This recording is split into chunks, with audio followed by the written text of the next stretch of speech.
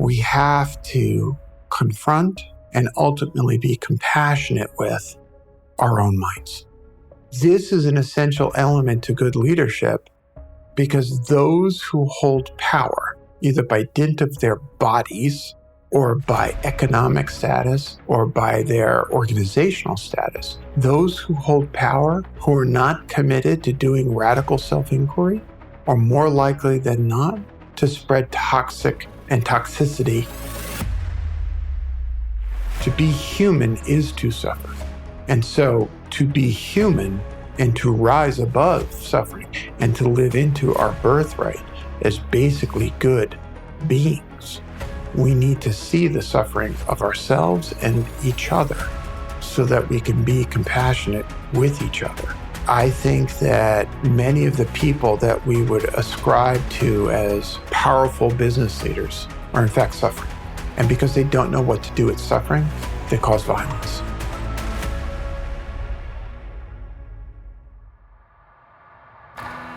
This episode of the Kintsugi Podcast is brought to you by Pause, Breathe, Reflect, which can help you bring mindfulness to your everyday moments.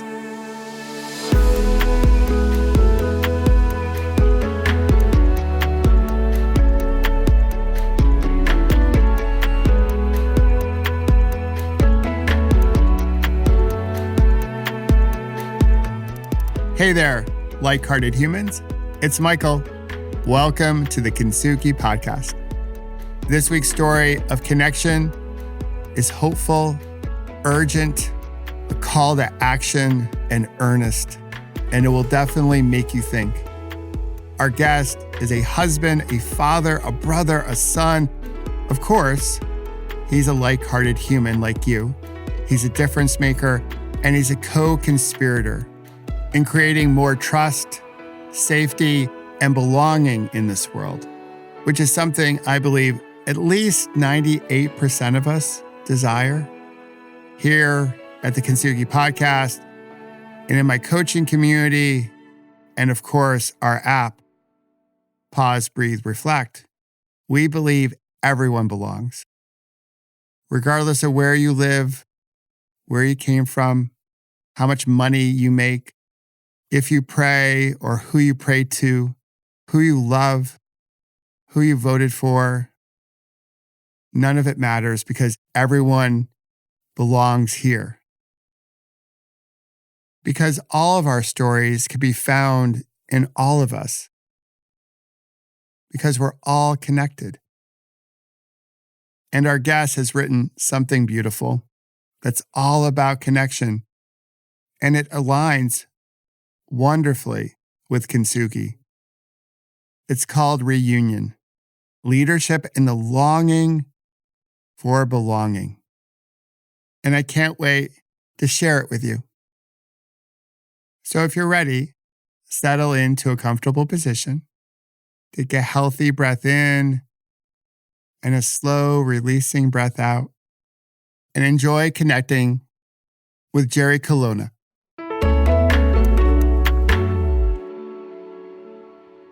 Jerry, welcome to the show. Thanks, Michael. It's a delight to be here with you. So how are you? And, Michael, it's a bittersweet thing to write something that feels super important at this time. And there's a part of me that wishes just a little bit that it wasn't so needed. I feel that. I felt that as I read through it. And so that holding space for joy and happiness and fulfillment and gratitude. And hope. Yeah, hope and optimism, two good things.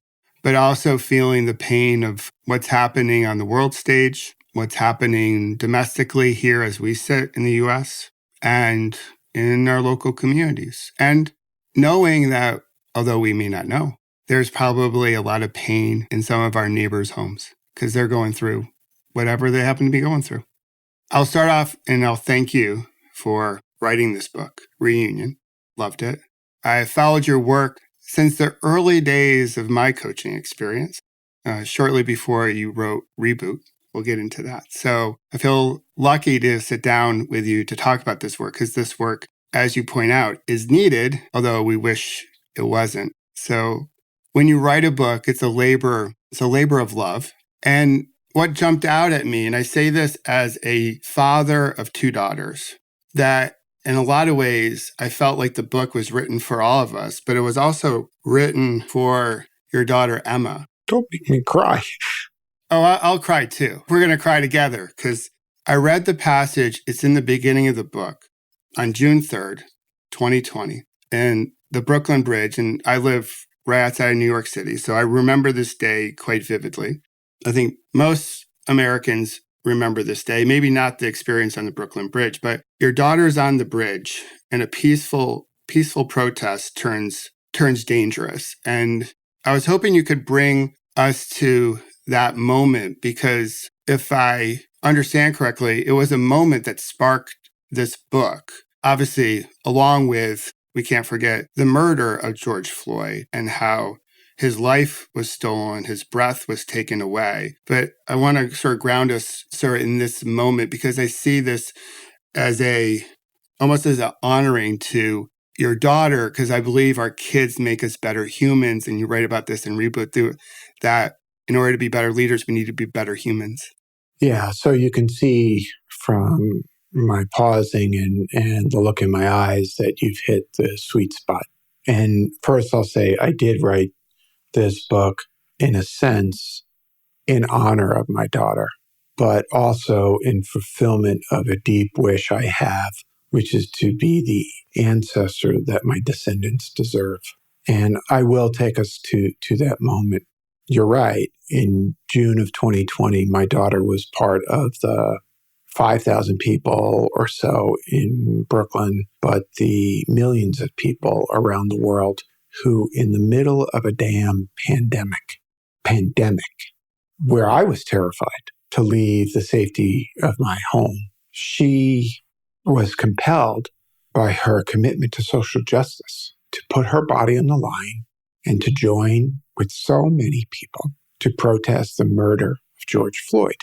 There's this moment where she's texting me and I'm texting her back instructions on what to do when the pepper spray flies. And there's this following moment where I realize that as a white, straight, cis man with the power and privilege that come implicitly from this body, I was safe.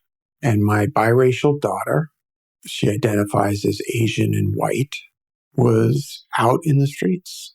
And I said to myself, you're right. When I wrote Reboot, I crystallized a belief system, which I think we share, which is that better humans make better leaders.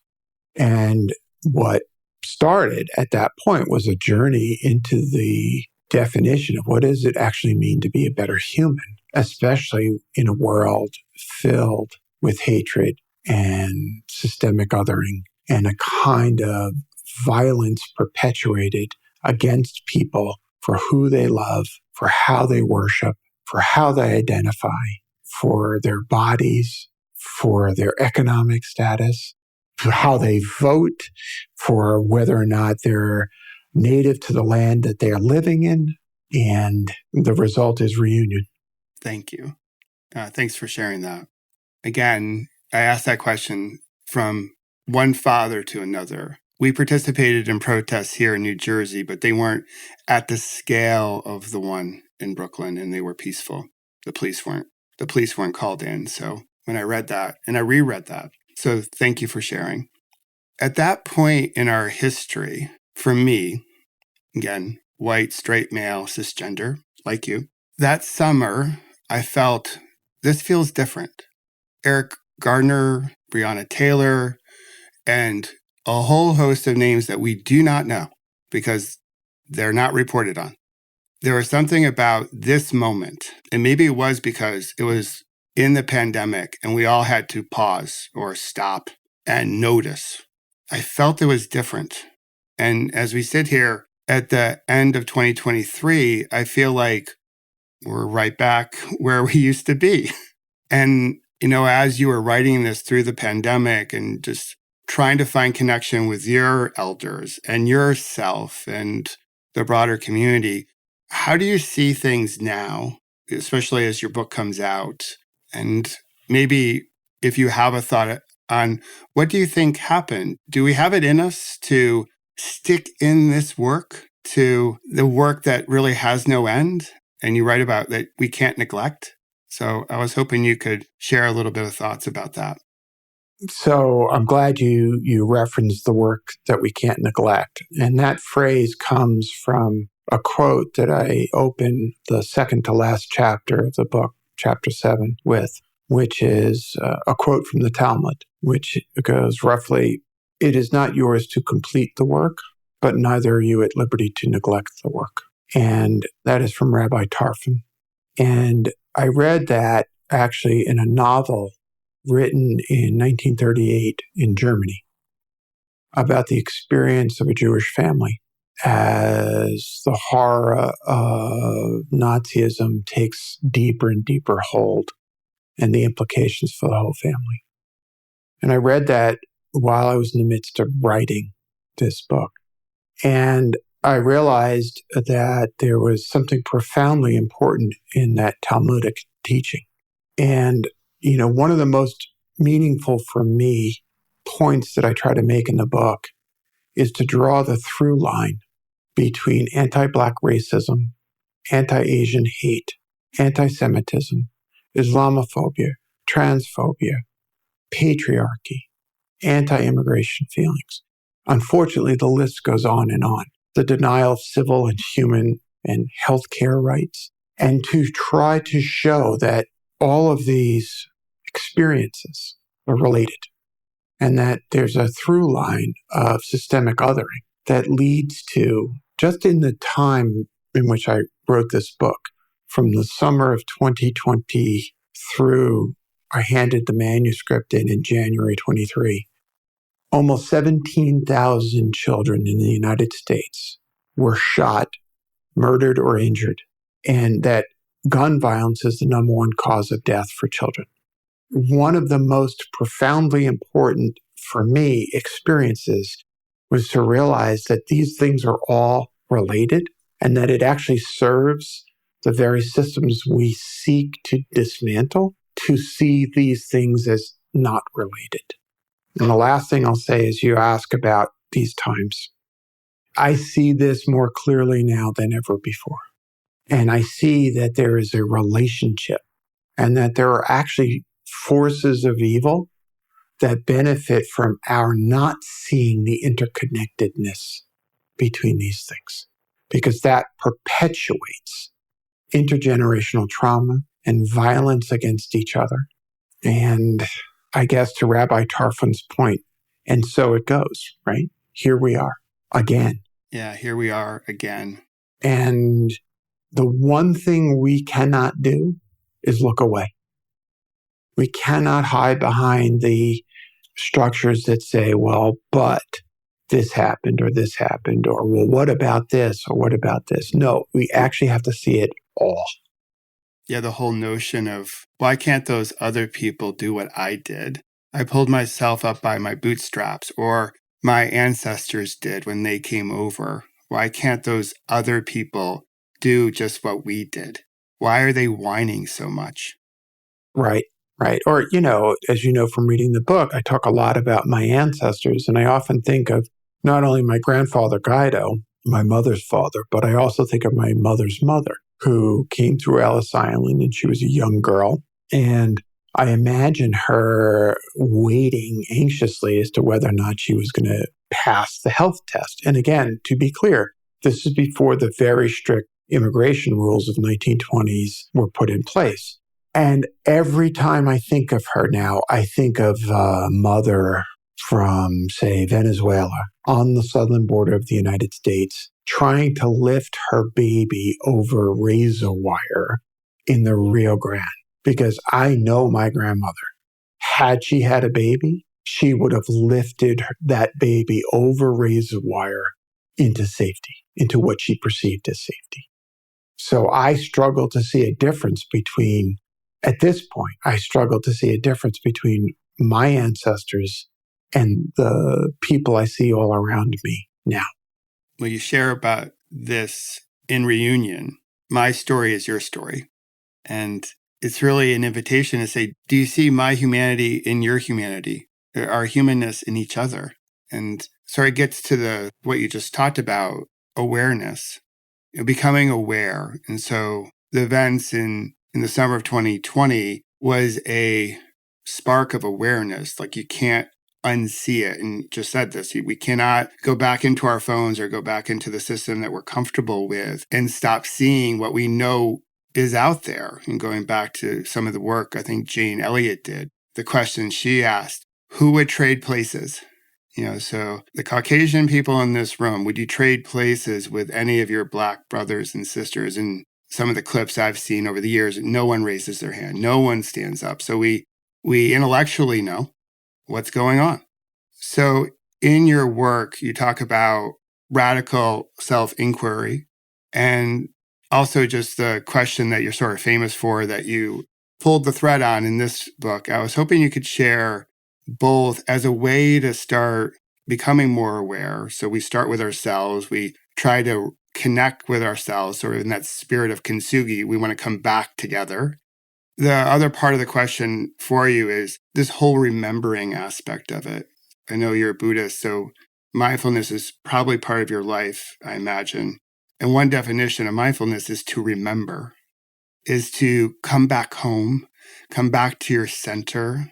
And I want to give you some space to share this part of it, because it all starts with having awareness and accepting what we see in ourselves and what we might see in others. So there's a lot in your question. Yeah, sorry about that. That's all right. I'll tease it out almost the way my thought process sort of unfolded. So I wrote a book previous to this book. This book is Reunion. I wrote a book called Reboot, and that book came out in 2019. And as you noted before, one of the basic premises of that book is that better humans make better leaders. And that book is written retrospectively. I use my own story as a way to model what I think is an essential part of our process of becoming a better human and therefore a better leader. And that process I dubbed many years ago radical self-inquiry. It was a way for me to sort of write a phrase that would encompass the decades of work I did in psychoanalysis and the calluses that are on my tuchus from having sat for so long in meditation. And there's something deeply important about both of those processes because they kind of inform each other. And so I called it radical self-inquiry to describe the process by which the masks that we wear, even in front of ourselves, are slowly and compassionately stripped away so that there's no place left to hide. We have to, when we sit on the cushion, we have to confront and ultimately be compassionate with our own minds.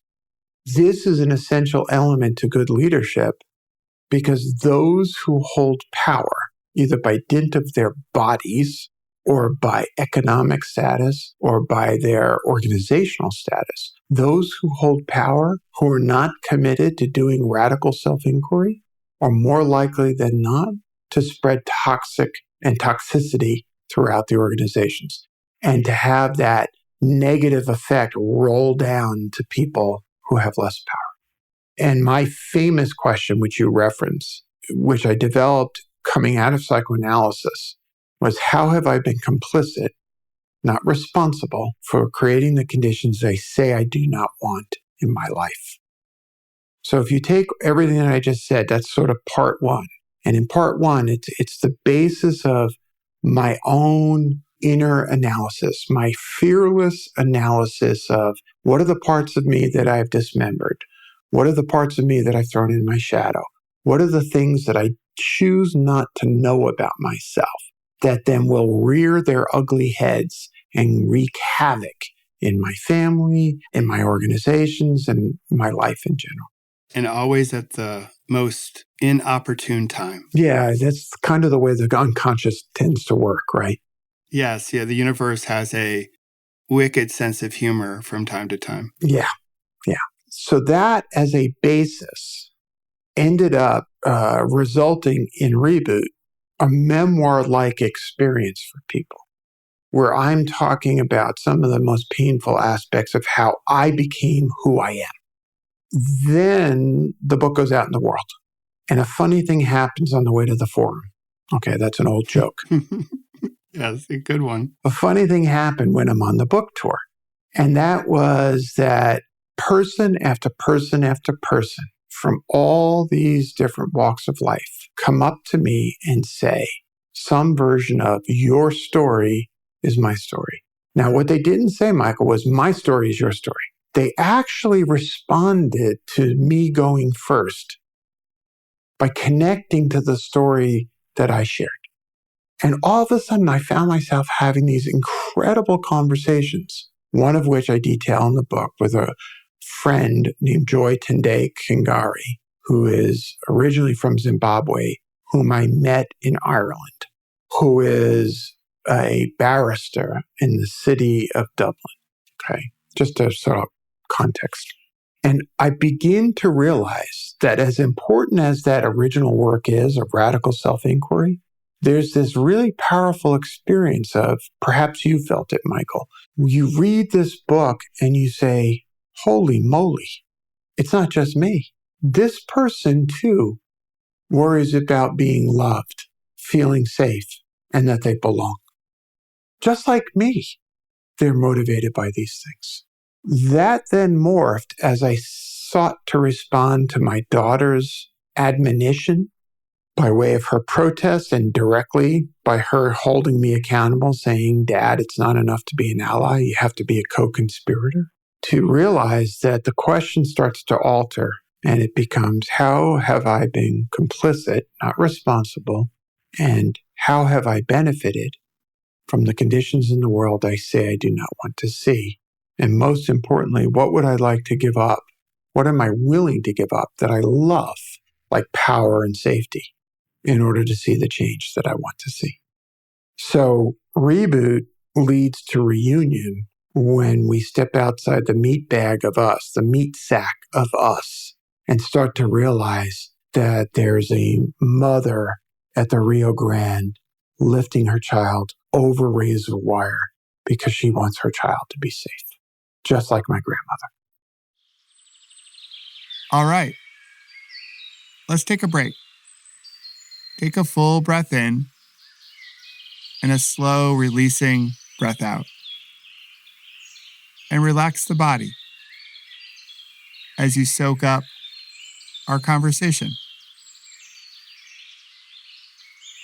I hope that felt good. Okay, now that we're a little bit more relaxed, can we be real? I think our morning routines, well, they've gotten a little out of control.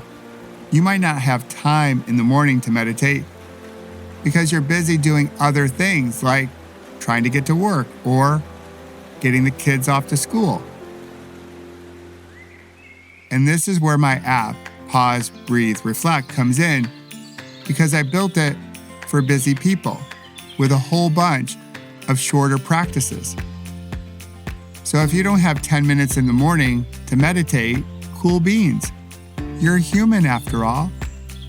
But I bet you have 5 times throughout the day when you have 2 minutes to practice and let go of stress and bring mindfulness to your everyday moments.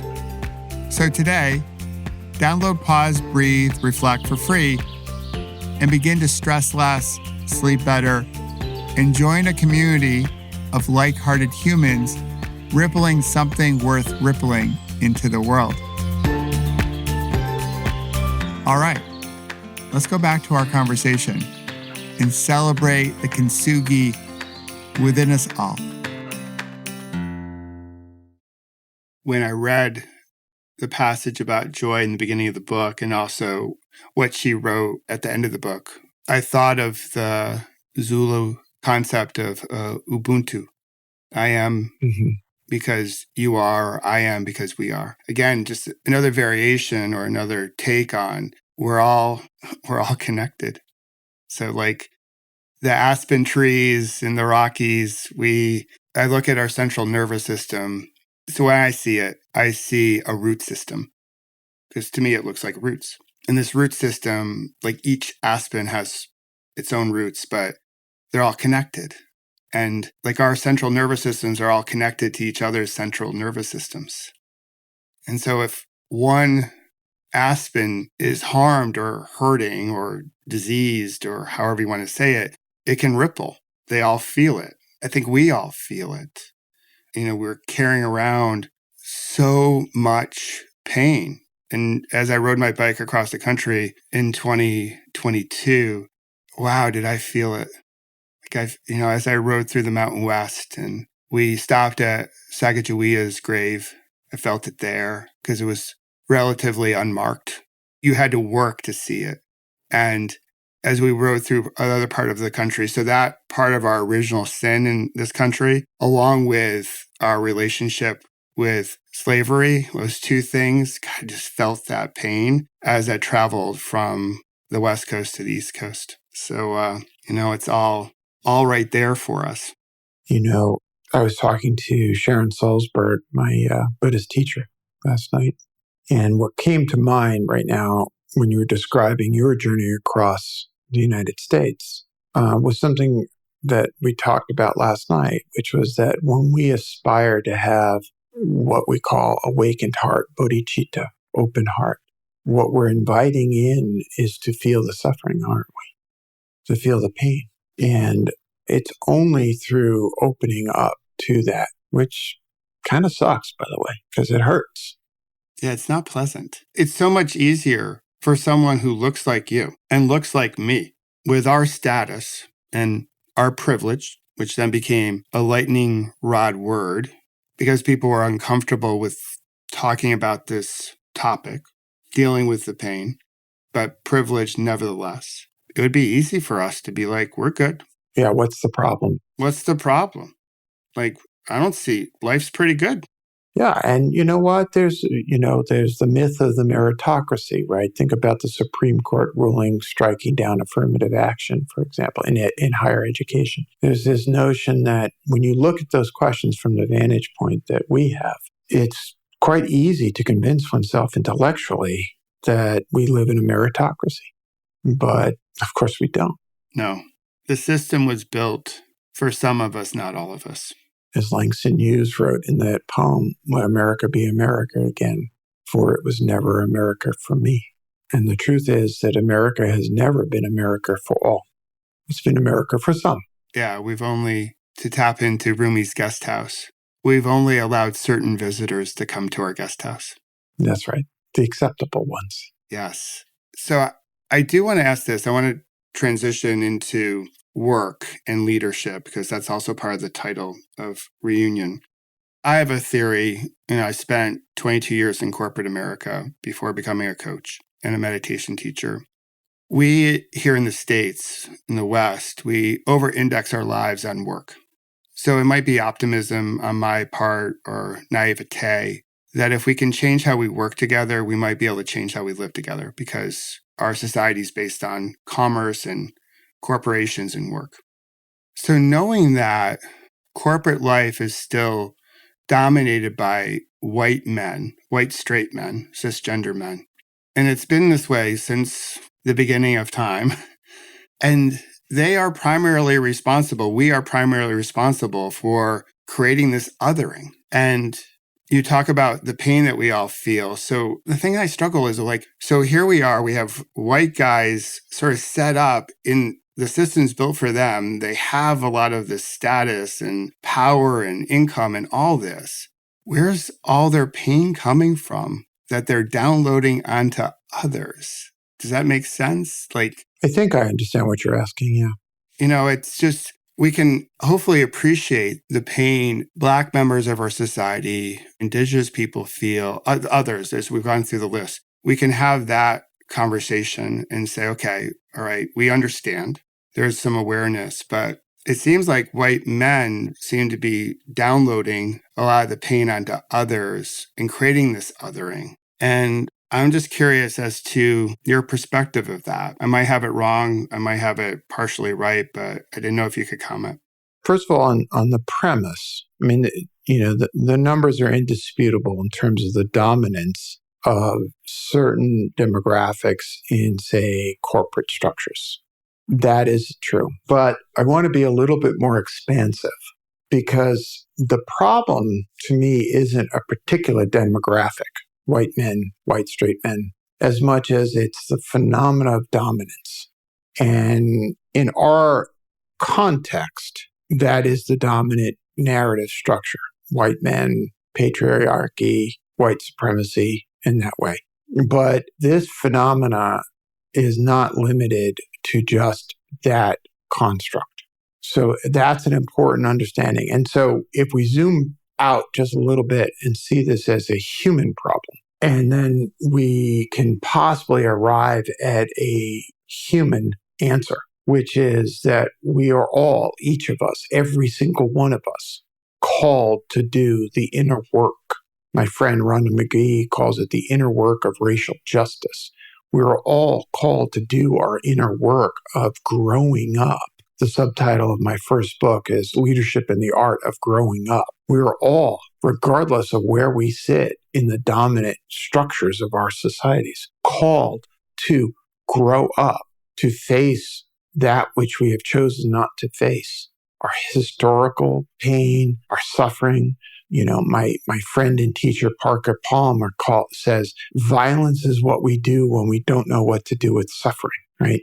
And so each of us, regardless of our place in our society, is called to look at our own suffering so that we can see the suffering of others, which then draws us into the interbeingness of all of us. As a Buddhist, you'll recall the story of the woman who has lost her child and goes to see the Buddha.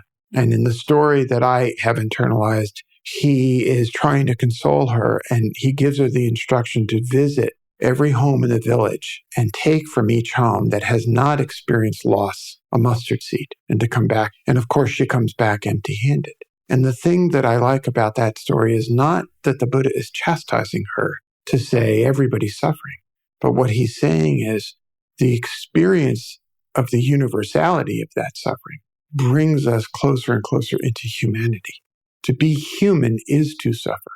And so to be human and to rise above suffering and to live into our birthright as basically good beings, we need to see the suffering of ourselves and each other so that we can be compassionate with each other. And that, I think, is what's lost in business. I know, that's a strange segue. No, that's a good one. I like it. I think it is lost. I think we're rushing through our lives where it's hard to see and appreciate love and hear each other when we're going so quickly. And my feeling about the pandemic was it forced us globally to pause, to slow down and see each other. We all put on masks, but we had an opportunity, probably one of the best ones in our lifetime, to start seeing each other and learn. For me, it was a big period of time of unlearning, unbecoming, getting comfortable with not knowing. But the pace of business is quick, as you know, the work that you do, the work you've done. It's fast. It's easy to blow past people and think of our relationships as these transactional resources on the way to better shareholder equity. Yeah. And, I do not want to do is generalize those who hold power in corporations.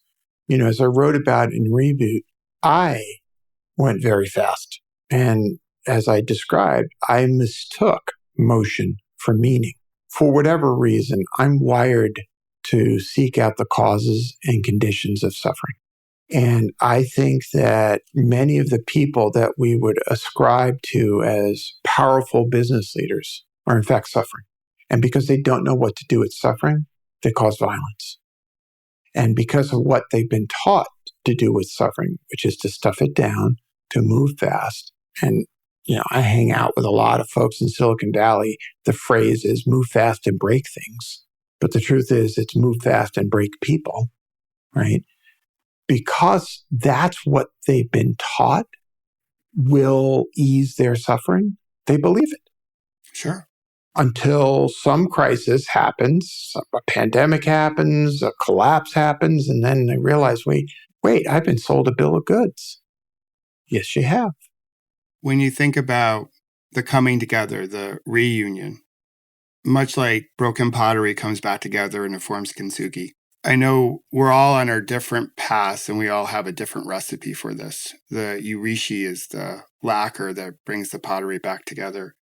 Do you have recommendations for people? Obviously, it starts with this radical self-inquiry, these questions, or almost like living and sitting with the questions as a start, because we can't afford to wait for another George Floyd moment. Like we have to find a way to make progress here and not get caught up in like the big moments, and it's like shoot up and then shoot down. It's like we making steady progress. So do you have recommendations for folks, leaders using a broad umbrella, because I know that's how you use it, on how to begin this healing process, the process of coming back together? Yeah. So Reunion as a book is organized in two parts. The first part, broadly speaking, might be seeking the answer to the question, to whom do I belong? And in seeking the answer to that question, I suggest trying to understand what I call the real story of our ancestors, not the myth of their resilience. Because many of us, especially with ancestors from Europe, buy into this resiliency myth that can feed into they pulled themselves up by their bootstraps, as you cited before. Why can't you? And to augment that story, those stories that we tell, with some reality. Well, what were the conditions that they left? What were the conditions that they experienced when they arrived? How might they have turned that experience into their own systemic othering of others? Corollary process, and we've been talking about this, is what is it about my family, for example? What do we not talk about?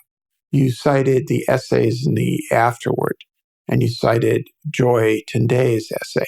Well, I'll also cite my colleague Virginia's essay, Virginia Bauman, who identifies as queer, as a woman. And she talks about her family and their Swiss origins and how important her family tree was to the family. They were very proud of it. And she just asked a simple question: what happened to her queer ancestors? Because we don't talk about them, right? Like Lin-Manuel wrote for the Disney movie Encanto. We don't talk about Bruno. Yeah, we don't talk about Bruno. We don't talk about any of that stuff.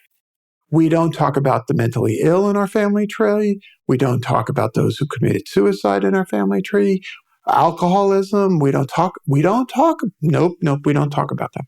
And so part of this process is to remember those who have been dismembered, so that we can see more fully the fullness of to whom do we belong, including ourselves. What parts of me do I not want to talk about? Because if we are going to endeavor to do the second part of this work, the most important part of this work, which is to contribute meaningfully to a world of systemic belonging, if we don't do that first work, we run the profound risk of being performative. And nothing can hurt us quite as much as performative allyship, where we mouth the words but make no change in our actions. Yeah, we post during Black History Month. We post on International Women's Day. The LinkedIn feeds are full of support.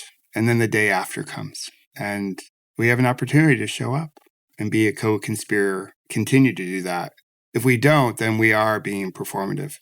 That's right. That's right. And we are setting back the effort that is so vitally important right now to create dialogue, to create conversation, to hear our way into each other's stories, and to claim kinship.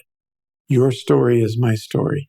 Joy Tenday the Black identifying Zimbabwean immigrant to Ireland who every day experiences the reality of that identity, who can look across a room at this white, Italian, Irish kid from Brooklyn and say, yeah, you're just like me.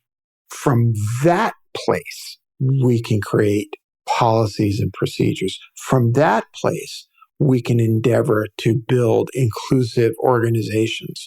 From that place of empathetically bridged and connected, we endeavor to look at our organizations and say, do people feel loved? Do they feel safe?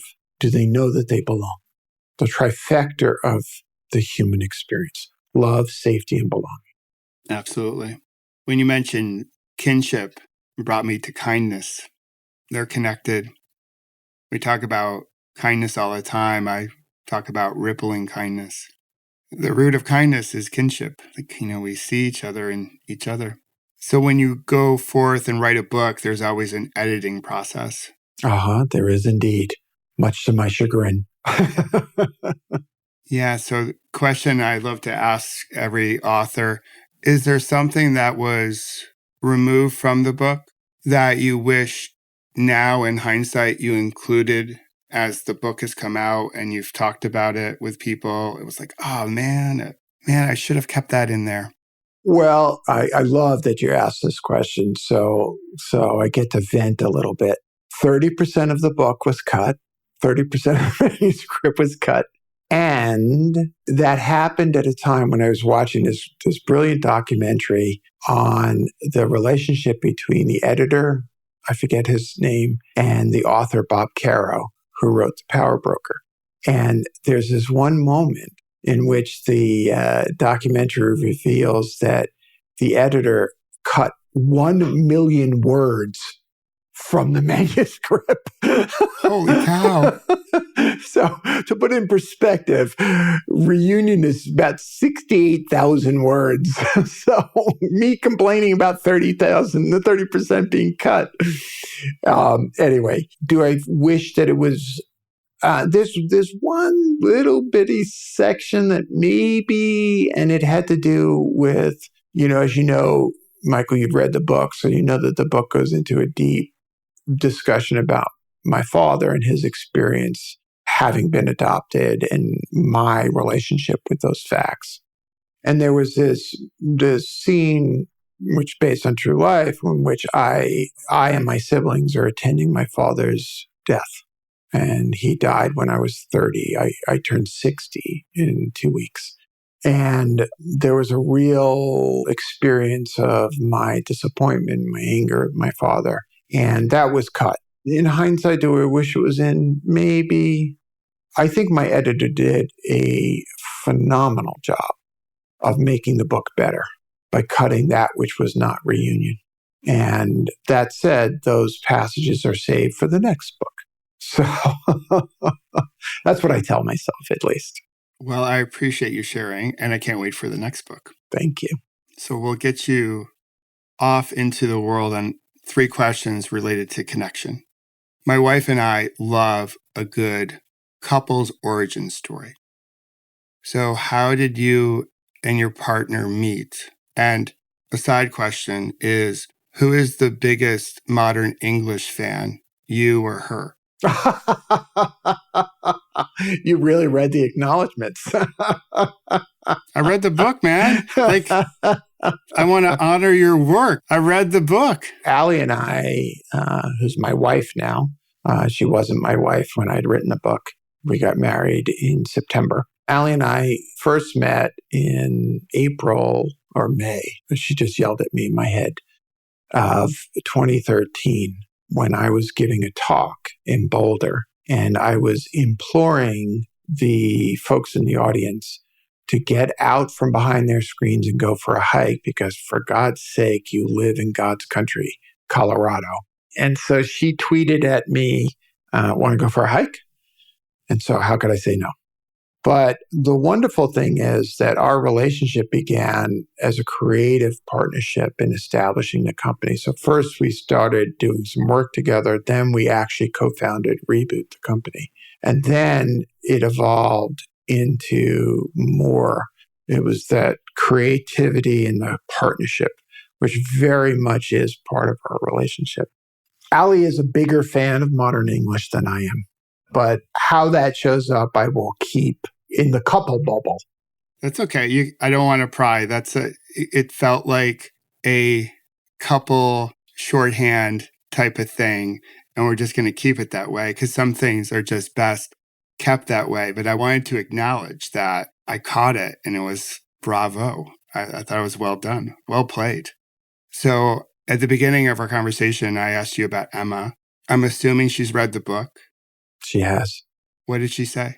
She's incredibly proud of me. She's engaged to a delightful young man who is Jewish, and we are living in a time of profound anti-Semitism.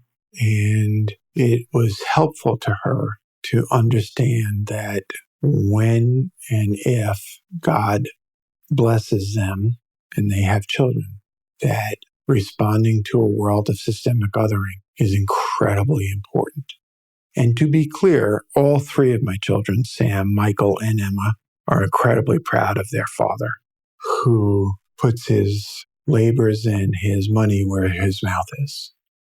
Yeah, thank you.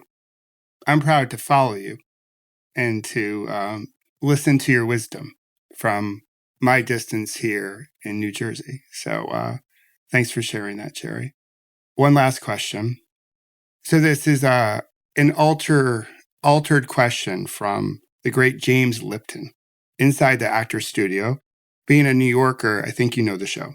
I do. I love that show. And of course, the other version of it, Between the Ferns, but keep going. Yes. Which is a great show. So I'm going to digress here a little bit. There was a really good SNL skit way back, I think in 2017, using the word complicit. So look that up. So when I hear the word complicit, I think of you. I also think of this skit. So I'm going to let you Google that. I will. But we'll come back to the question. So one of the questions that James would ask at the end, again, I'll change a bit. So let's assume there's an afterlife and there's heaven. And when you get to heaven or the afterlife, you get to meet your elders. What do you hope they'll say to you when you meet them? Oh, it's very, very clear that they're proud of me, that they look down, and something that my therapist, my psychoanalyst, my first psychoanalyst, Dr. Sayers, used to say to me all the time, not bad considering. Not bad considering.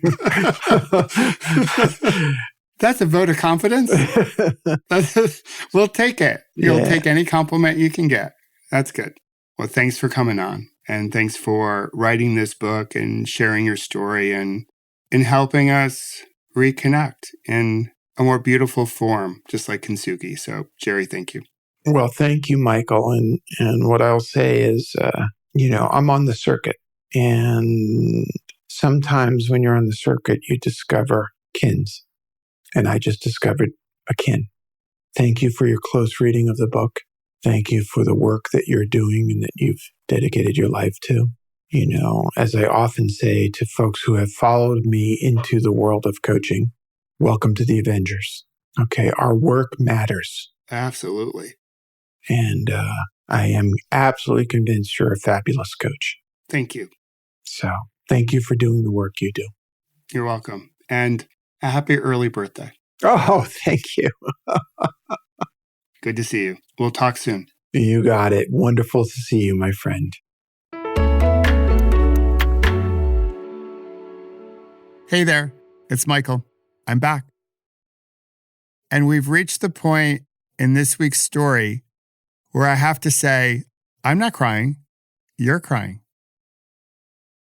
What Jerry just shared means so much to me because I followed his career since the early days of my coaching journey. And today, I have even more respect for him because he didn't have to write Reunion. He doesn't have to share this message because his life is pretty good. By sharing Reunion with the world, he is taking on risk because not everybody wants to hear this message. It's provocative because it's challenging the status quo, the current system that was built for the few and not all of us. Of course, in our Kintsugi spirit, we all have a few imperfections. Before we hit record, Jerry and I had a friendly debate on what side of the Hudson River, New York or New Jersey, has the best pizza and bagels. Now, he thinks it's New York, but we all know the right answer is New Jersey. But given his message, I do believe we can create some space that embraces all different types of pizza, even Chicago deep dish, and all types of bagels, even blueberry. As you might know, here on the Kintsugi Podcast, we love to do a short meditation, just 2 minutes, to help us embody this week's story. So you're invited to join us for a practice to cultivate belonging. When you're ready, come into a comfortable posture. You can close your eyes if you feel safe. Otherwise, you can keep them open. And we'll drop in. We'll begin with a few healthy inhales and nice, slow, releasing exhales.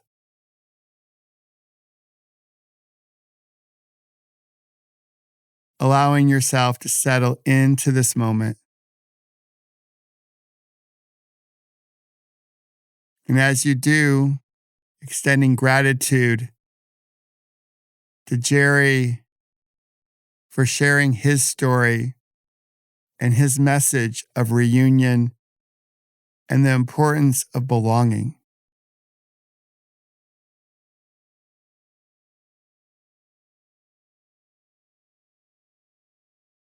I invite you now to visualize that you're part of a circle. It could be this community or a community closer to your home.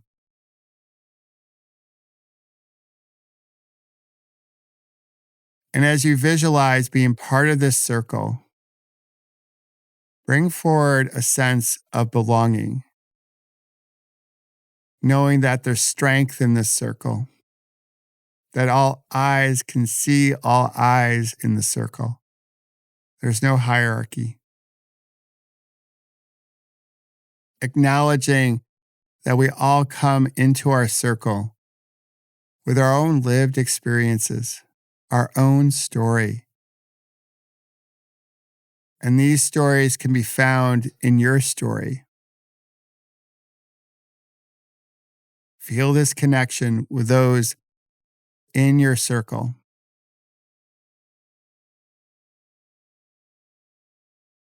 Begin to cultivate an energy of belonging that comes from when we truly see each other.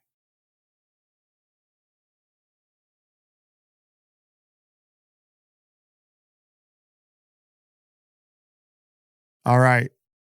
Nice job.